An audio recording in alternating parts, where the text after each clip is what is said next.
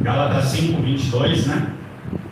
Mas antes de entrar propriamente naquilo que o Espírito Santo colocou no meu coração para ministrar hoje à igreja, aquilo que o Espírito falou comigo ao longo da semana, eu gosto de dar um contexto histórico, até para que fique mais fácil o entendimento, a revelação da palavra, né?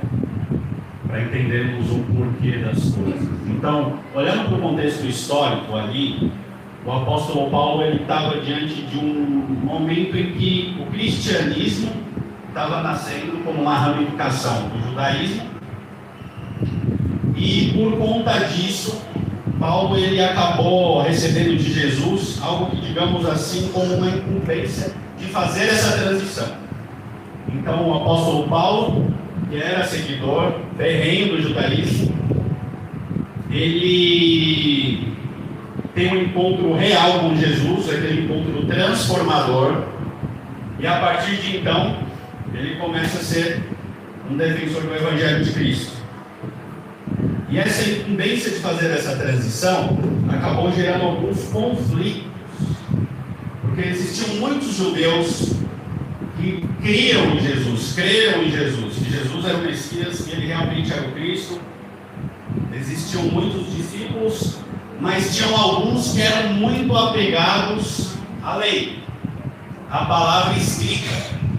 E por serem muito apegados a isso, eles estavam começando a colocar a outros, a novos convertidos, aos gentios, leis e regras do judaísmo, conforme a lei de Moisés, conforme as festas judaicas.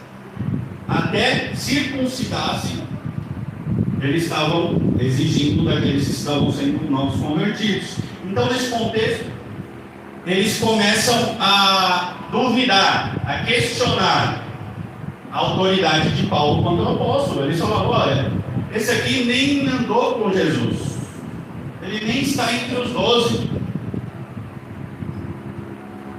Só que o apóstolo Paulo, brilhantemente, no primeiro e no segundo capítulo de Gálatas, ele faz uma defesa do seu apostolado e da sua autoridade, que é advinda de Jesus.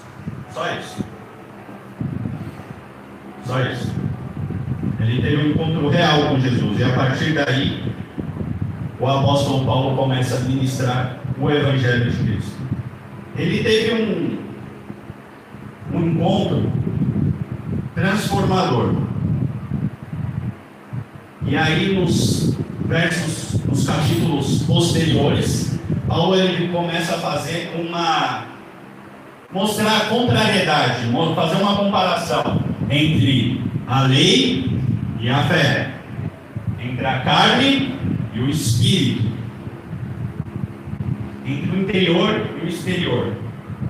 A lei, guarde essa frase, a lei era apenas uma forma de conhecer o pecado e não vencê-lo, o que só é possível por meio da crucificação da carne e da ação do Espírito Santo. Ninguém deixa de pecar simplesmente porque leu lá: não matarás, não roubarás, não darás falso testemunho. Todas essas coisas que estão escritas são importantes para trazer conhecimento ao ser humano, aquilo que são as coisas que desagradam a Deus. Mas a lei por si só não nos ajuda a nos mantermos retos, íntegros diante de Deus. Tem que ser uma ação do Espírito Santo de Deus, através da palavra que nos traz conhecimento, para que a gente possa viver uma vida que agrada a Deus. Jesus, ele cumpriu nele toda a lei. Ele disse: ó, eu vim tirar um tio, não vim alterar uma vírgula na lei, antes eu vim cumpri-la. E ele a cumpriu fielmente, tudo aquilo que estava designado na sua primeira vinda. E agora, ele vive, por meio do Espírito Santo, a vida dele em nós. Então, Paulo, ele vai mostrar toda essa nossa luta da carne contra o Espírito. E essa série não poderia ter um texto mais chave do que Gálatas 5, porque ela mostra, na prática, o que são as ações, os hábitos daqueles que vivem pela carne e daqueles que vivem pelo Espírito. Em Gálatas 5, 14 e 21, ele traz primeiro as obras da carne, as vontades, os hábitos da carne. Está escrito: toda a lei se resume num só mandamento: ame o seu próximo como a si mesmo. Mas se vocês se mordem, se devoram uns aos outros, cuidado para não se destruírem mutuamente. Por isso digo: vivam pelo Espírito, e de modo nenhum satisfarão os desejos da carne. Pois a carne deseja o que é contrário ao Espírito, e o Espírito o que é contrário à carne. Eles estão em conflito um com o outro, de modo que vocês não fazem o que desejam. Mas se vocês são guiados pelo Espírito, não estão debaixo da lei. Ora, as obras da carne são manifestas: imoralidade sexual, impureza, libertinagem, idolatria, feitiçaria, ódio, discórdia, ciúme, ira, egoísmo, dissensões, facções. A lista é grande, somos maus. Inveja, embriaguez, orgias e coisas semelhantes. Eu os advirto, como antes já os adverti. O apóstolo, a sua segunda viagem missionária do apóstolo tinha sido para essa região da Galácia. Então ele falou: como antes já adverti, os que praticam essas coisas não herdarão o reino de Deus. Aí ele maravilhosamente vem em Gálatas 5, 22 e 25, trazendo aquilo que revela a vontade, os hábitos daquele que vive pelo Espírito. E está escrito: mas o fruto do Espírito é o amor, a alegria, a paz, a paciência, a amabilidade, a bondade, a fidelidade, a mansidão e o domínio próprio. Contra essas coisas não há lei. Uma coisa que eu queria destacar aqui rapidamente é que você vê que quando ele fala dos frutos da carne, ele usa o plural. Porque realmente, os frutos da carne, eles podem ser manifestos um ou outro de uma maneira mais evidenciada, outra de uma maneira menos, algum pode ser que nem seja manifesto. Agora, quando ele vai falar do fruto do Espírito, ele usa uma palavra no singular, o fruto. E aqui, quando nós conhecemos a Cristo, quando nós nos entregamos a Ele, recebemos o Espírito Santo de Deus, esse fruto significa que nós temos todas essas características, todos esses atributos. É claro que eles não vão se manifestar de maneira sozinha, involuntária. Existe a nossa vontade, existe a nossa personalidade, e o Espírito Santo trabalha em conjunto conosco, porque ele continua que os que pertencem a Cristo crucificaram a carne com suas paixões e desejos. Se vivemos pelo Espírito, andemos pelo Espírito. E por que tudo isso é importante? Saber que isso aqui são atributos que nós que cremos em Cristo, recebemos o Espírito Santo, temos todos eles, todos, sem exceção. Porque esses hábitos, essas ações, os comportamentos, eles se tornam automáticos, eles são frequentes e repetidos na nossa vida. Isso é um conceito de hábito. Ações que são automáticas, que são repetidas, são frequentes na nossa vida. Nós, quando recebemos o fruto do Espírito, nós amamos, nós temos paciência, nós perdoamos, somos fiéis. Os hábitos, o caráter de todo ser humano, ele é formado pelos seus hábitos e por suas relações. Então, a maneira que nós nos comportamos, a maneira que nós pensamos, a maneira que nós agimos, elas deflagram os nossos hábitos e eles são formados pela nossa história de vida, né?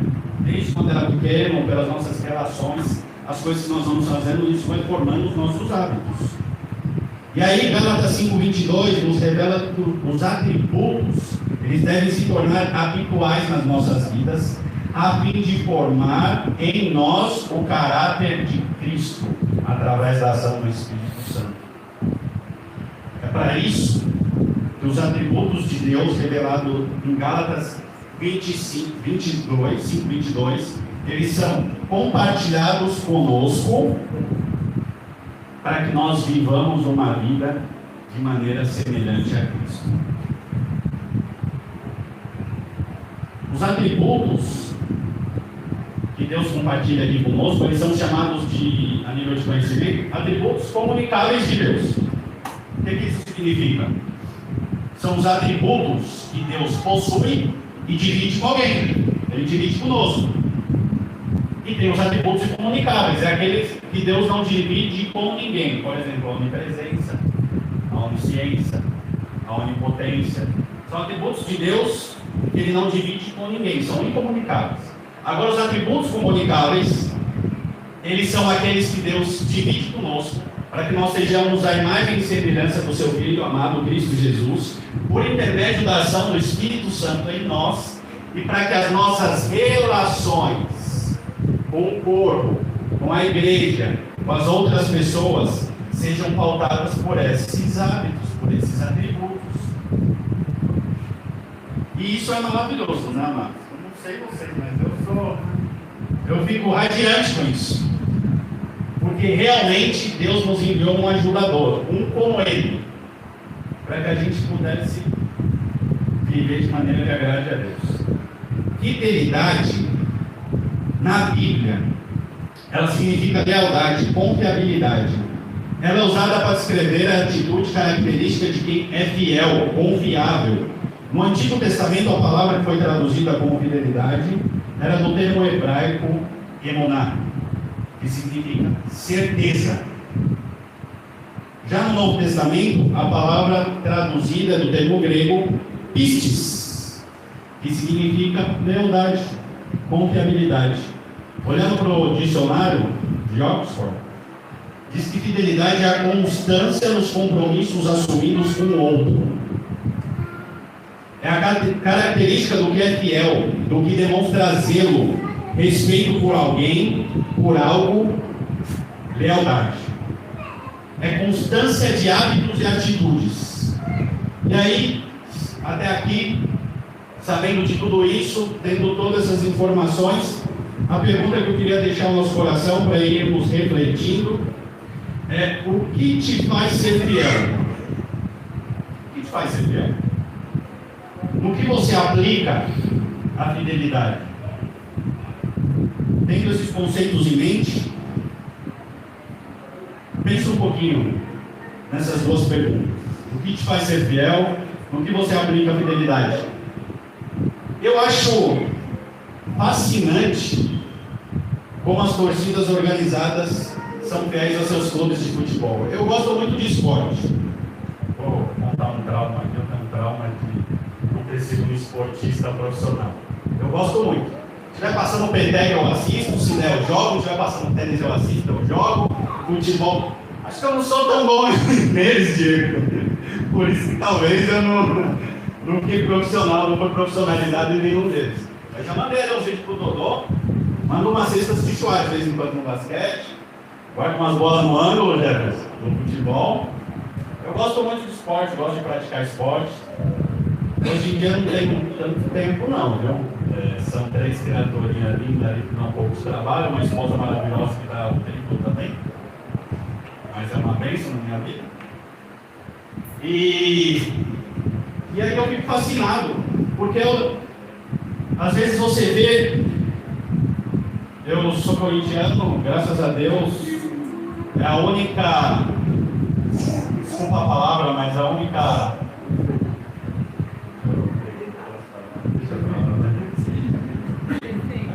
mas tenho conseguido largar isso aí, viu? Os últimos jogos aí do Coringão, todo jogo decisivo, assisti, li a palavra, fiquei orando, cuidando dos meus filhos, mas confesso que eu fiquei ali, será que estamos ganhando? Mas o que me chama muita atenção é que o time vai jogar lá em Belém, sei lá quantas horas de viagem, os caras pegam a busão e vão lá para apoiar o time, são fiéis. E às vezes a gente mora do lado da igreja, 5, 10 quilômetros no máximo, e qualquer coisinha já nos impede de estar no culto. Uma dor de cabeça, uma dor nas costas, ou qualquer coisa que seja. Não que não seja legítimo, tá? A gente está falando alguém aqui que tem propriedade nesse ponto, porque ultimamente eu sinto dor em tudo. Quando o doutor falou aqui do corpo glorificado, eu com meu amigo Sérgio, eu falei, ô pai, não vejo a hora. Esse corpo sem dor, esse corpo sem enfermidade, que maravilha. Mas Deus, mesmo com enfermidade, tem nos chamado para executar uma obra aqui. E seja com qualquer dor possível, seja com qualquer dificuldade, nada vai nos parar. Nada vai nos parar. Então eu fico fascinado, os caras são fiéis mesmo. Eu falo, Senhor, ajude-nos a ter essa fidelidade, né? Tem gente que é fiel a uma empresa, a uma pizzaria, que se torna fiel. A qualidade do serviço, a qualidade do tratamento, como se relacionam com você, como te oferecem, aquilo atende a sua necessidade, por isso se torna fiel. Mas Deus, Ele quer nos elevar a um nível de fidelidade muito maior. Muito maior. Por ordem de importância, encerrando com o mais importante, o Espírito compartilha o atributo da fidelidade conosco para que possamos ser fiéis nas nossas relações profissionais. Desde a criação, Deus ele nos designou o trabalho. Lá em Gênesis 2,15 está escrito que Deus colocou o homem no meio do jardim e disse para que ele cuidasse dele, cultivasse. O trabalho ele faz parte da essência do homem, porque nós somos feitos à imagem e semelhança de Deus. Uma prova disso, um texto que não sei a memória, é lá de João 5, quando Jesus está próximo ali àquele tanque de Betesda, e ele cura ali um paralítico, no sábado. E aí o paralítico estava ali, a Bíblia diz que há 38 anos, ali na sua maca, e a Bíblia diz que vinha um anjo, chacoalhava as águas, e o primeiro que descesse na água era curado de qualquer coisa. E esse paralítico, e Jesus vendo esse paralítico, se enche de compaixão, falou, você quer ser curado? Ele falou, eu quero, Senhor, mas eu não tenho ninguém que me leve a água. Quando o anjo vem, as águas mexem, sempre chega alguém antes que eu. O homem estava 38 anos nisso. E aí Jesus fala, olha, você quer ser curado? Quero. Então toma teu leito e anda. E cura aquele homem. E aquilo cria um alvoroço, porque aqueles que gostavam de olhar para a letra da lei, colocavam a lei acima das bênçãos de Deus até, eles começaram a procurar Jesus, a Bíblia diz, para matá-lo. Quem te curou? Quem te curou? E aí Jesus, em certo momento, diz assim, ó, meu pai trabalha até hoje, e eu trabalho também.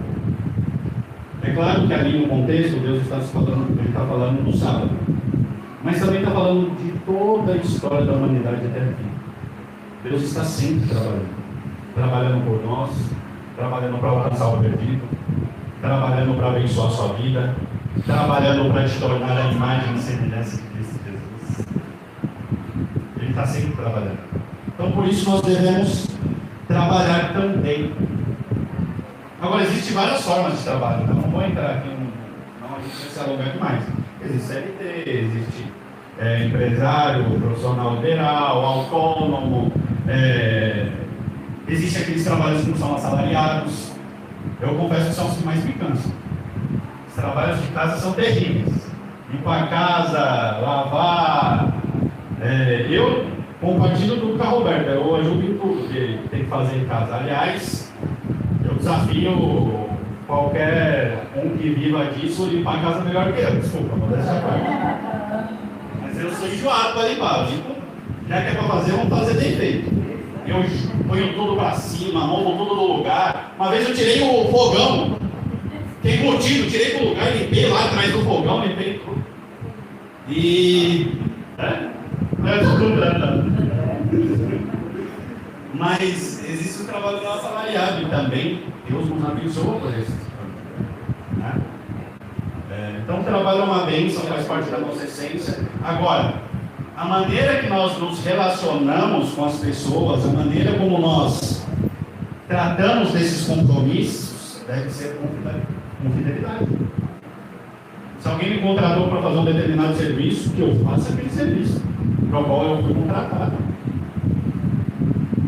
Se eu firmei um contrato com alguém em determinada coisa, com um prazo, com quantidade, que eu cumpra conforme o contrato. Então nós devemos ser fiéis às nossas relações profissionais. Colossenses 3:23 diz que tudo o que fizerem, façam de todo o coração, como para o Senhor, e não para homens. Tudo. Que cada um cumpra seu papel com zelo e fidelidade, fazendo sempre o seu melhor. O Espírito também compartilha com nós o atributo da fidelidade para que possamos ser fiéis nas nossas relações ministeriais, fiéis na obra que Ele nos chamou a executar. Quando eu penso em ministério, claro que, primeiramente, já vem o grande comissionamento da igreja, né? Que está em Mateus 28, 19 e 20, né? O que está escrito lá?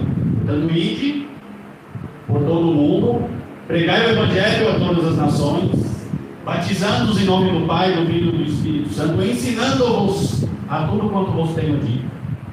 E eis que estarei convosco todos os dias até a consumação do século. Esse é o grande comissionamento da igreja. E por todo mundo. Pregar o Evangelho, fazer discípulos de Cristo. Mas pensando em ministério também, o texto de 2 Coríntios 11, 2 Coríntios 5, do 11 ao 21, ele é muito revelador. Está escrito assim: uma vez que conhecemos o temor do Senhor, procuramos persuadir homens. O que somos está manifesto diante de Deus e esperamos que esteja manifesto também diante da consciência de vocês. Não estamos tentando novamente recomendar-nos a vocês, porém estamos dando a oportunidade de exultar em nós, para que tenham que responder aos que se gloriam das aparências e não do que está no coração. Se enlouquecemos, é por amor a Deus. Se concebamos o juízo, é por amor a vocês. Pois o amor de Cristo nos constrange, porque estamos convencidos de que um morreu por todos. Nós todos morreram. E Ele morreu por todos para que aqueles que vivem já não vivam mais para si, mas por aquele que por eles morreu e ressuscitou. De modo que agora em diante ninguém mais considera do ponto de vista humano. Ainda que antes tenhamos considerado Cristo dessa forma, agora já não consideramos assim. Portanto, se alguém está escrito em Cristo, nova criatura é, nova criação. As coisas antigas já passaram, eis que tudo se fez novo. Tudo provém de Deus, que nos reconciliou consigo mesmo por meio de Cristo e nos deu o ministério da reconciliação. Ou seja, que Deus em Cristo está consigo reconciliando o mundo, não levando em conta o pecado dos homens, e nos confiou a mensagem da reconciliação. Portanto, somos embaixadores de Cristo, como se Deus estivesse fazendo o seu apelo por nosso intermédio. Por amor de Cristo suplicamos, reconciliem-se com Deus. Deus tornou o pecado por nós, aquele que não tinha pecado, para que nele nos tornássemos justiça de Deus. A figura de embaixador é perfeita. Eu não sei se todos sabem, mas o embaixador, ele tem a função de representar a sua pátria, a sua nação, em outro país, em outra nação. Ele é subordinado ao governo, ao líder principal. Pode ser um rei, pode ser um presidente. A embaixada é como um pedaço de um determinado país num solo estrangeiro. Então a embaixada brasileira nos Estados Unidos é um pedaço do Brasil dentro dos Estados Unidos. E as leis dentro da embaixada são as leis do Brasil, porque é como se tivesse um pedaço do Brasil dentro dos Estados Unidos. E aí o embaixador representa os interesses da sua nação, da sua pátria. Amados, as Escrituras nos diz que nós não somos desse mundo. A nossa pátria não pertence a este lugar. Ela está nas regiões celestiais. Você é um embaixador do reino de Deus. Aonde você estiver, é um pedaço do reino de Deus nessa terra. Você é um embaixador. As leis de Deus, os atributos do Espírito Santo, os atributos de Deus compartilhados conosco, são para que esse reino seja manifesto através da minha e da sua vida. Somos representantes do céu na terra. Nós defendemos os interesses do nosso Rei e Senhor, a fim de que aonde estivermos, seja esse pedacinho do céu. Devemos ser fiéis na implantação do reino de Deus nessa terra, na expansão do reino. Pensa como que a gente pode, cada um individualmente, contribuir para isso. No seu trabalho, com a sua família, os seus amigos. Como que a gente pode contribuir na nossa igreja? Aqui, nosso pastor gosta de falar, e é verdade, nós somos uma igreja muito grande, de muita relevância espiritualmente. Porque essa igreja, a unção que Deus colocou sobre os nossos pastores, é de autoridade e poder na palavra. Gente séria, temente a Deus, experimentado de todas as formas, mas que se manteve fiel. São exemplos de fidelidade a Deus e ao seu reino. E cada um pode contribuir. Apesar dessa relevância espiritual, a gente ainda é pequeno espiritualmente, a gente é pequeno fisicamente, a gente tem algumas carências. Eu tenho certeza que cada um aqui pode contribuir com diversos dons e talentos que Deus deu. Como o pastor bem disse aqui, não é só de dinheiro que a gente precisa. Procure saber junto aos seus pastores o que a igreja tem necessitado. E se tiver no seu alcance, ajude. Isso vai contribuir para a expansão do reino, vai contribuir para a expansão desse ministério. 2 Timóteo 4, do 1 ao 5, está escrito: na presença de Deus e de Cristo Jesus, que há de julgar os vivos e os mortos por manifestação do seu reino, eu exorto solenemente: pregue a palavra. Esteja preparado a tempo e fora de tempo. Repreenda, corrige, exorta, com paciência e doutrina. Nosso pastor nos deu uma aula aqui, simplesmente no momento de fazer um ofertório. E quanta doutrina ele nos ensinou aqui. Pois virá o tempo em que não suportarão a sã doutrina, pelo contrário, sentindo coceira nos ouvidos, segundo seus próprios desejos, juntarão mestres para si mesmos.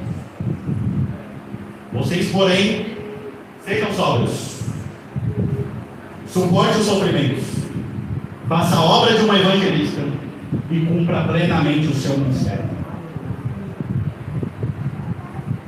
O Senhor vai te capacitar para isso, meu irmão.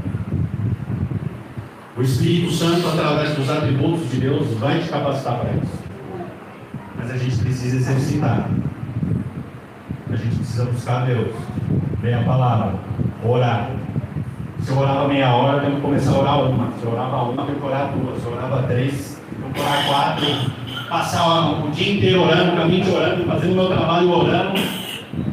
Quantas vezes a gente recebe no grupo da igreja um pedido de oração? Você tem sido fiel ao seu ministério? Tem orado? Porque às vezes a gente coloca ali que vai orar e talvez não ora. Então às vezes eu confesso que quando já vejo um pedido, se eu não conseguir parar o que eu estou fazendo, eu já oro imediatamente.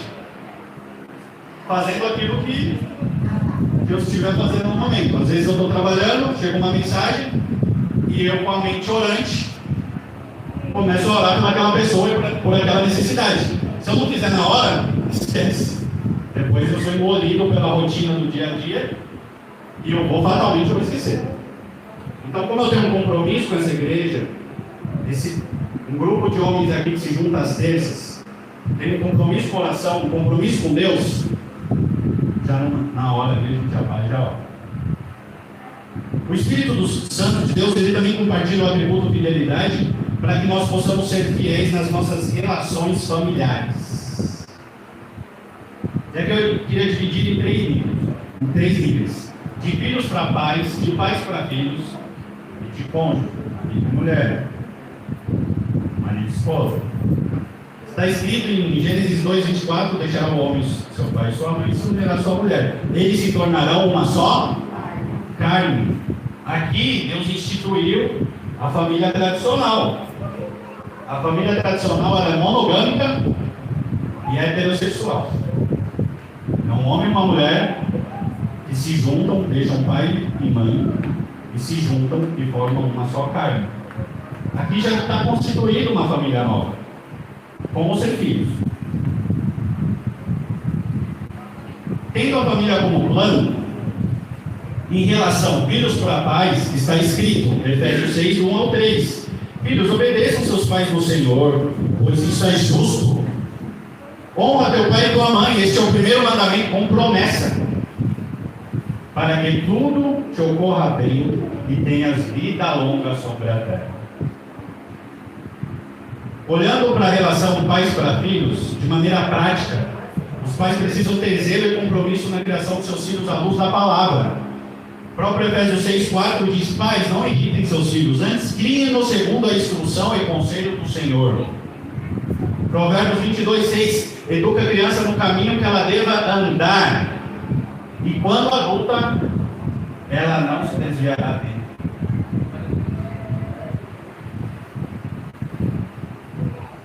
E olhando para a relação conjugal, aqui a gente precisaria de uma pregação só sobre isso. A relação conjugal é algo tão profundo que o apóstolo Paulo ele compartilha dessa ideia com a união de Cristo à igreja. Como noivo, Cristo, e a noiva, sua igreja. E é algo que tem um mistério aqui. A gente, olhando para as Escrituras, como a gente iniciou aqui, a fidelidade familiar, eu queria me atentar aqui só um ponto do relacionamento conjugal: a monogamia, a fidelidade. Quando a gente olha para as Escrituras, desde a criação é evidente que Deus se agrada de um casamento monogâmico e heterossexual. É o padrão dele. É o padrão de Deus. Agora, a gente tem visto casamentos até dentro da igreja, de ditos cristãos, de até líderes religiosos, e a fidelidade parece que, afinal, o perdão está aí, né? Se for infiel, vamos pedir desculpa para esse bola. Mas você vê pouco esforço para se manter fiel. Eu lembro do começo de casamento e todo mundo ficava falando, né? Tem aquelas crendices, pô, tem a crise dos 2 anos, crise dos 3 anos, nem sei lá do que. Nossa, mal sabe o povo casou em crise. Claro que eu estou brincando. Mas crise a gente tem sempre. A relação humana, ela é pautada por crises. A gente tem crises, as pessoas pensam diferente.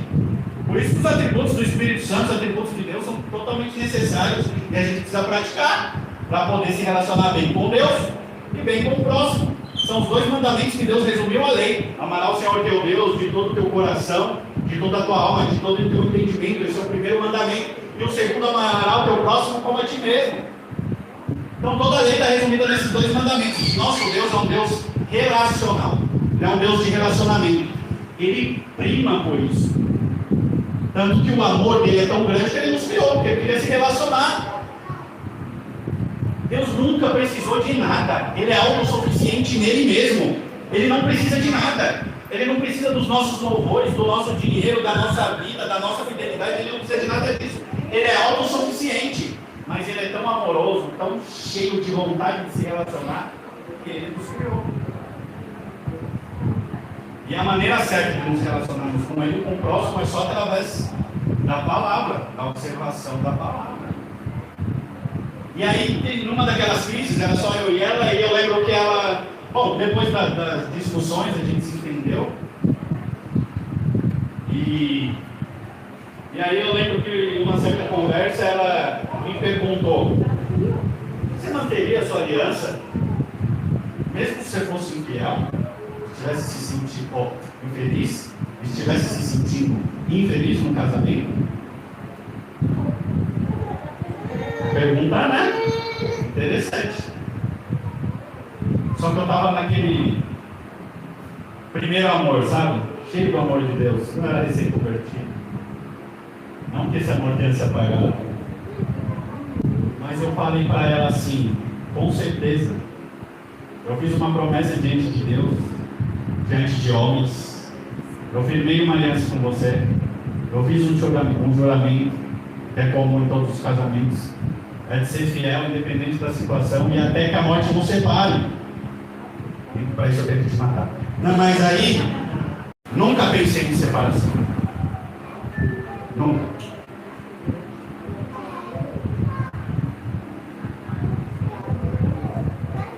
E o meu único desejo é agradar a Deus. Não vai ser sempre que eu vou agradar minha esposa, não vai ser sempre que eu vou agradar meus filhos, não vai ser sempre que eu vou agradar meu chefe, não vai ser sempre que eu vou agradar os meus irmãos, não vai ser sempre. Mas eu tenho convicção de quando nós derramamos nosso coração diante de Deus e procuramos obedecê-lo, nós seremos honrados, como disse o nosso pastor aqui, nós receberemos o nosso galardão. Então se mantenha firme, meu irmão. Mantenha sua fidelidade aos seus compromissos, principalmente conjugal. Eu tenho para mim que essa onda de divórcios, de traições que tem acontecido no meio da igreja, é para deflagrar o principal nível de fidelidade que nós devemos ter, que é para com Deus, que é o que eu vou encerrar aqui. Porque eu não sei se vocês vão lembrar, o profeta Oséias, ele era muito apaixonado por uma mulher chamada Gomer. E em certo momento, essa mulher o abandonou, trocou por outro homem. Mas o profeta posteriormente aceitou de volta, a comprou do outro que não queria mais nada com ela, perdoou, trouxe de volta. Isso é a revelação da nossa relação com Deus. Em certo momento somos infiéis a Deus. Somos infiéis ao noivo, a Cristo Jesus. E tudo isso tem acontecido para mostrar que a gente precisa voltar à fidelidade a Deus. Voltar à fidelidade a Deus. Nós precisamos ser fiéis a Deus. Se nós formos fiéis a Deus, todos os níveis de fidelidade fatalmente acontecerão de uma maneira natural e sobrenatural. Aleluia. O Espírito compartilha o atributo da fidelidade conosco, para que possamos ser fiéis a Deus. Para sermos fiéis a Deus, precisamos ser um com Ele, como diz escrito em João 17. Jesus orando: Pai, eu oro por esses, mas não só por esses, por aqueles que o Senhor há de acrescentar. Eu oro para que, assim como eu sou um contigo, eles sejam um comigo. Para que as pessoas creiam em mim através da vida deles. Precisamos conhecê-lo, temê-lo, obedecê-lo. Isso se dará para um relacionamento que acontece através da leitura da palavra, uma vida de oração. Deus, Ele é Rei, Ele é Senhor. E Ele se revela na Trindade como um Pai de amor, um Filho amoroso e um Espírito cheio de todos esses atributos, porque também é Deus. É a Trindade. Como Pai de amor, Deus sempre espera a fidelidade pela obediência. Obediência, pelo compromisso. Está escrito em Samuel 15, 22. Porém respondeu Samuel: acaso tem o Senhor prazer em holocausto, em sacrifícios, quanto em que se obedeça a sua palavra? A obediência é melhor do que sacrifício, e a submissão é melhor do que a gordura de carneiros. Em 1 João 5,3, porque nisso consiste o amor de Deus, obedecer aos seus mandamentos. É nisso que consiste o amor a Deus, obedecer os seus mandamentos. E os seus mandamentos não são pesados. É difícil ser fiel ao trabalho? Para aquilo que você foi contratado? Não. É difícil ser fiel nas relações profissionais, nas relações familiares? Não. É difícil ser fiel a Deus? Também não, amado. Mas precisa de uma ação nossa. Nós precisamos cada vez mais nos encher da palavra, meditarmos na palavra, conhecermos a Deus, conversar com Ele. Eu e o Sérgio aqui, um amigo amado, semanalmente a gente consegue trocar umas ideias dentro da nossa correria semanal, a gente consegue pelo WhatsApp. E à medida que a gente vai conversando, vai se relacionando, a gente vai se conhecendo. É assim com Deus. À medida que nós vamos nos relacionando com Deus, pela palavra e pela oração, a gente vai o conhecendo. E conhecendo, ficará impossível ser infiel. A gente vai querer de todo o coração obedecê-lo, vai querer de todo o coração ler a palavra, estudar, orar. A gente quer ter um tempo precioso de qualidade com Ele. A promessa de Deus a Abraão é que da descendência dele, todas as famílias seriam benditas. É uma profecia a respeito do Cristo. Cristo se fez maldito por nós na cruz do Calvário, para que nós fôssemos feitos benditos do Pai. Você é um bendito de Deus. Você é um bendito de Deus. Morremos para as nossas vontades. Nosso alvo agora é Cristo. Alcançarmos a plenitude de Cristo, como está escrito. Cristo em vós, a esperança da glória. Os atributos de Deus são comunicados, divididos conosco, única e exclusivamente, para expressarmos o caráter de Deus. O caráter de Cristo. E para finalizar, eu queria te lembrar o que está escrito em Tiago. Pode ser que as lutas do dia a dia, as lutas da semana, alguma miséria nossa que ainda precisa ser tratada, algo que ainda no nosso coração precisa ser tratado, deixado, algo que desagrada a Deus. Pode ser que por conta dessas coisas, em algumas situações, sejamos infiéis.